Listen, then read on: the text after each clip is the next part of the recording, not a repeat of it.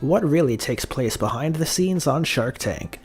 Culver City, California. Just before stepping into the TV spotlight for the biggest business pitch of her life, a Shark Tank entrepreneur is busy backstage, scooping frozen treats into cups and loading them into a freezer. She doffs her apron, gets quick makeup touch-ups and last-minute stage instructions before striding down the hallway bordered by screens playing shark videos. She enters the tank, standing before 5 human sharks, investors Mark Cuban, Barbara Corcoran, Kevin O'Leary, Lori Grainer, and Damon John, who can make or break her fledgling company. And she waits.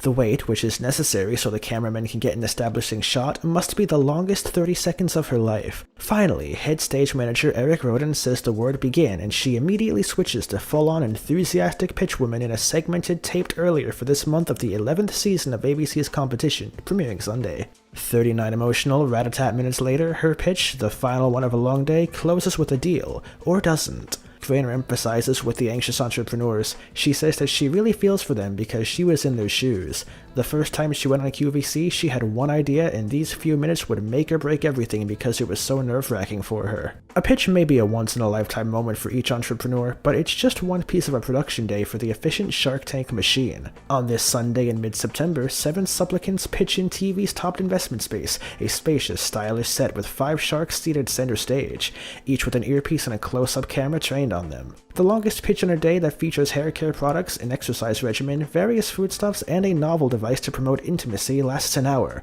but they can go on much longer. Most run for about 45 minutes, with the shortest just 23 minutes before getting the dreaded "I'm out" from all 5 sharks. Executive producer Young Linger says that it could take 3 weeks to whittle, polish, and rearrange each pitch into one of the 4 9 to 12 minute segments that viewers see each week on TV. Out of roughly 30,000 pitches reviewed for each season, only about 150 make it to the Shark Tank set for June and September tapings, and just 88 of those make it on TV, executive producer Clay Newble says. The Sharks wear the same outfits on more than one taping day to provide flexibility in grouping segments and episodes. Sunday's season premiere, which features Kind Snacks founder Daniel Lebetsky as a guest shark, includes pitches for a science-based snack bar that blocks absorption of fat, an emotional appeal for frozen falafel wraps by an Egyptian immigrant, and a safe baby spoon from a 10-year-old entrepreneur. Once a pitch starts, it doesn't stop, although the sharks sometimes repeat overlapping or garbled dialogue during short breaks, which also allows them to pose for photos and for crew members to vacuum shiny confetti after a festive pitch. Entrepreneurs don't get do-overs.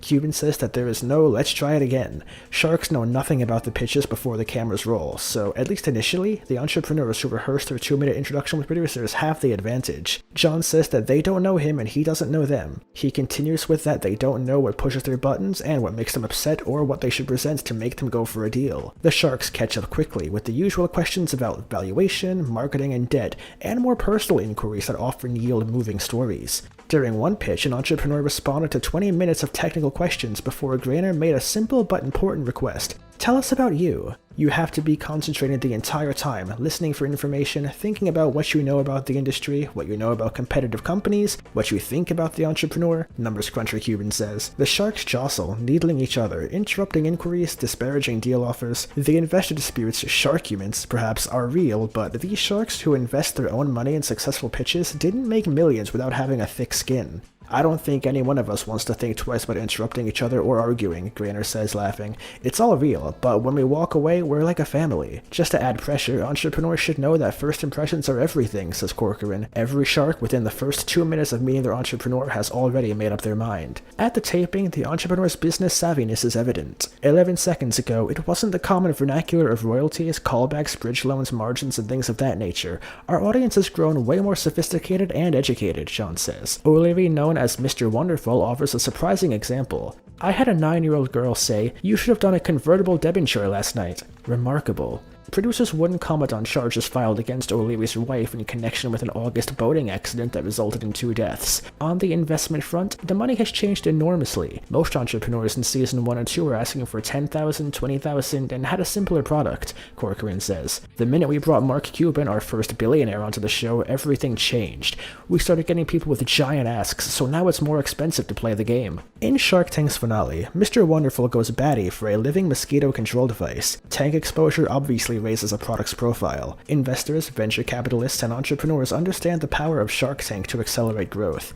When a deal gets done, the retailers want it, O'Leary says. The Sensational Six, the Sunday Quintet plus Shark regular Robert Herjavec, absent this day, have great chemistry and know how to outfox each other to get a deal, Newell says. But guest sharks are beneficial because they throw off the balance. The show becomes unpredictable. As the frozen treat pitch begins, the panel has been on set for more than 7 hours and sometimes can go for 12, yet energy remains high. You never know what's gonna walk through the door. Some of the best pitches and deals are the last of the day, O'Leary says. That's why the show remains interesting. You just don't know what's gonna happen next. If you liked this video, please consider liking and subscribing to our channel to not miss any more of our future uploads.